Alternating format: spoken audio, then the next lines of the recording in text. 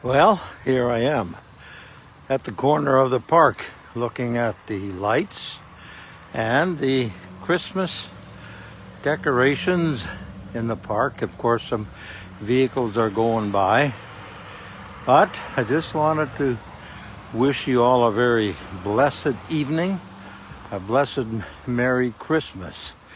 You know, it's interesting. I had an interesting question from a young lady in the Philippines who's gone through that horrendous typhoon, lost a farm, lost a house and rebuilding it, and lives with two children, and she asked whether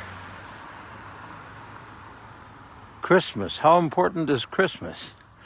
Well, Christmas itself isn't that important. The key factor is the birth of Jesus Christ is all important.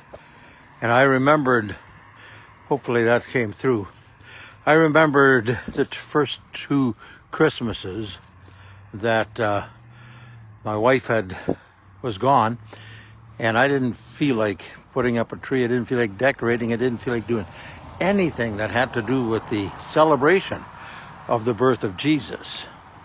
But I certainly could focus totally on his birth. Well, last year was the first year that I was able to actually put up the tree and enjoy it. And this year I just absolutely adore what we are also making outside of the birth of Jesus Christ.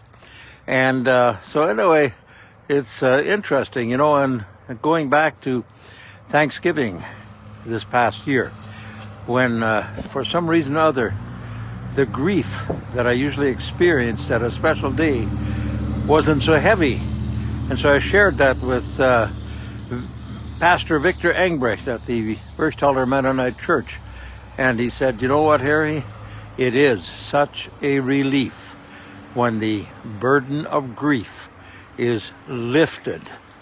And he could experience that, or could share that from experience. So I just wanted to say,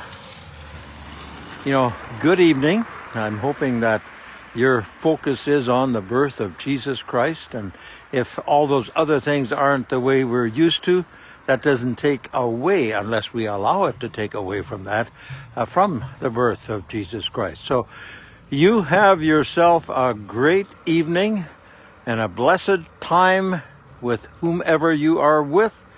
In my case, I'm basically alone this evening, but I have a deadline for the Agra Post, which is Wednesday evening. And I have a few articles to write before then. Somehow, deadlines are always good. They're good motivators. Okay, I appreciate Dan Gatry, the owner and publisher of the Agra Post, a monthly farm paper we helped start back in 2019. So much for that. Once again, a blessed Christmas. Have yourself a great evening somewhere, sometime, somehow. I will see you again. And that seaman says, God bless you from me.